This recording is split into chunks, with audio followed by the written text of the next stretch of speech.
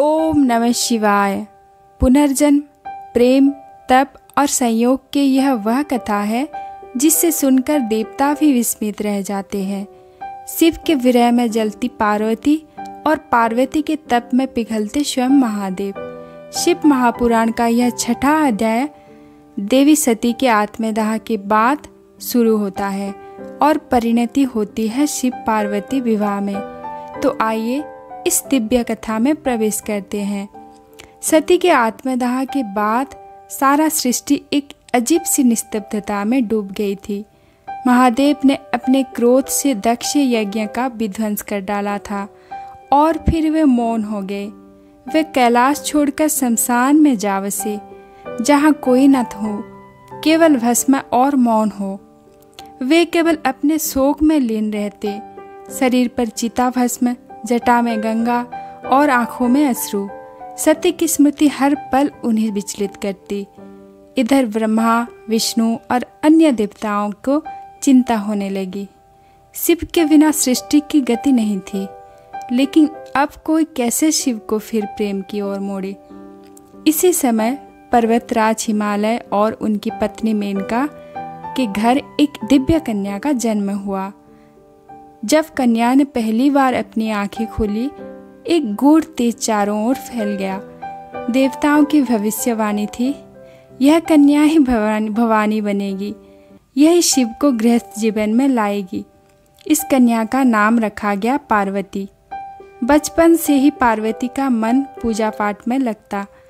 जब उसकी सखियां खेलती, वह शिवलिंग पर जल चढ़ाती। जब कोई श्रृंगार करता, वह ध्यान मग्न हो जाया करती। जब पार्वती किशोरी हुई, तब स्वयं नारद मुनि हिमालय के महल में आए। हिमालय ने कहा, हे मुनि, बताइए मेरी कन्या के भाग्य में कौन है। नारद ध्यान में लीन हुए और बोले, इस कन्या का भाग्य तो महादेव से जुड़ा है, स्वयं शिव इसके पति होंगे।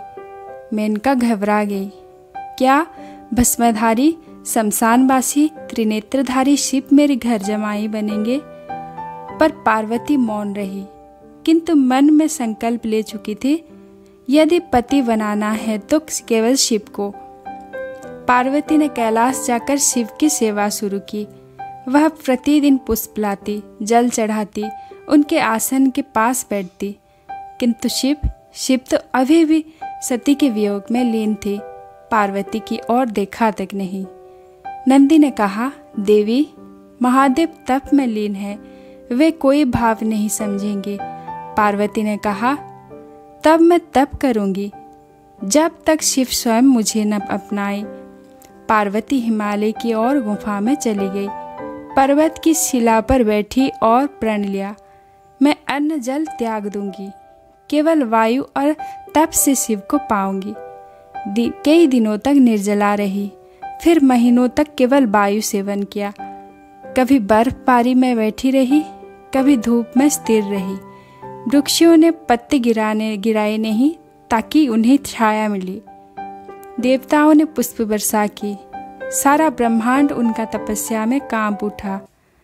देवताओं ने इंद्र के नेतृत्व से योजना बनाई। शिव का मन मोह से चंचल हो, तभी वे गृहस्थ जीवन अपनाएंगे। कामदेव ने बसंत ऋतु लाई, पुष्प वर्षा की, मधुर नाचने लगे, कोयल कूकी। फिर उन्होंने शिव की ओर मोह बाण चलाया। शिव की ध्यानावस्था टूटी। उन्होंने त्रिनेत्र खोला और भस्म कर दिया कामदेव को। सारी सृष्टि स्तब्ध। काम की पत्नी रति बिलाप करती रही, हे देवों, मेरे पति को लौटा दो। शिव ने रति को वरदान दिया, काम अब शरीरहीन रहकर मन में निवास करेगा। यही कामदेव का पुनर्जन्म है। अब शिव पार्वती की तपस्या में प्रभावित हुए। उन्होंने सप्त ऋषियों को भेजा पार्वती की परीक्षा लेने। ऋषियों ने पार्वती से कहा, क्यों एक ऐसे सन्यासी को पति बनाना चाहती हो जो भूतों संग विचरण करता है? पार्वती ने मुस्कुराकर कहा, जो भूतों को अपना मानता है वह ही सबसे बड़ा देवता है। ऋषियों ने यह उत्तर शिव को बताया। शिव अब प्रसन्न हुए। एक दिन पार्वती तप में लीन थे। एक वृद्ध ब्राह्मण आया और बोला, बेटी क्यों तप कर रही हो? पार्वती ने कहा, महादेव को पति बनाने के लिए।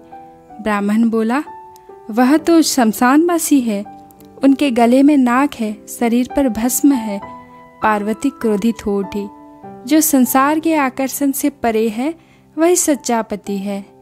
वह ब्राह्मण रूप था स्वयं महादेव का। अब शिव ने अपना असली रूप दिखाया, चंद्रशेखर, त्रिनेत्रधारी, रुद्राक्षधारी। पार्वती ने हाथ जोड़ दिया। अब दोनों का मिलन निश्चिंत हो चुका था। सप्तलोकों में विवाह की घोषणा हुई। देवता, गंधर्व, अप्सराएं सभी आमंत्रित हुए। विष्णु जी वर के भाई बने। ब्रह्मा ने पुरोहित का कार्य संभाला। नंदी ने डमरू बजाया, गणों ने नृत्य किया। लेकिन शिव की बारात, भूत, प्रेत, पिशाच, डाकिनी, शाकिनी, नाग सब विचित्र बारात लेकर मेनका के महल में पहुंचे। मेनका मूर्छित हो गई। लेकिन जब शिव ने पार्वती के साक्षात अपना दिव्य रूप प्रकट किया तभी स्तब्ध रह गई। विवाह का महोत्सव बड़ा धूमधाम से चला। शिव ने कश्यप मुनि से कन्यादान करवाया। मंत्र उच्चारित हुए। शिव और पार्वती ने एक दूसरे को वरमाला पहनाई। देवताओं ने पुष्प वर्षा की। सप्तपदी के 7 वचनों के साथ विवाह संपन्न हुआ। अब शिव कैलाश लौटे। पार्वती संग नंदी, गणेश, कार्तिकेय सबके साथ एक दिव्य गृहस्थ जीवन आरंभ हुआ। शिव अब केवल तांडव और ध्यान के देव नहीं थे, वे अब पति, पिता और जगत पालक भी थे। सृष्टि में संतुलन स्थापित हुआ। शिव और पार्वती का यह विवाह न केवल एक प्रेम कथा है, बल्कि यह सिखाता है कि तप, धैर्य और विश्वास से असंभव को भी संभव बनाया जा सकता है। देवों में देव महादेव, जिन्हें पाने के लिए स्वयं सती ने देह त्याग दी और पार्वती ने वर्षों तक तप किया, वही शिव जब गृहस्थ बने तो सृष्टि में संतुलन और शुभता की वर्षा हुई। हर हर महादेव।